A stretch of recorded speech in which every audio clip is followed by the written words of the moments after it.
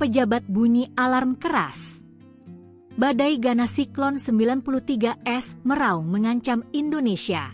Wakil Ketua Komisi DPR Syaiful Huda dalam keterangannya, Senin, 15 Desember 2025, meminta pemerintah waspada dan mengantisipasi potensi bencana hidrometeorologi akibat cuaca ekstrim yang dipicu oleh bibit siklon tropis 93S. Ia menjelaskan, Badan Meteorologi, Klimatologi, dan Geofisika (BMKG) telah mengabarkan kemunculan bibit siklon tropis 93S di selatan Indonesia yang berpotensi menyebabkan cuaca buruk di Bali hingga Nusa Tenggara Timur, NTT.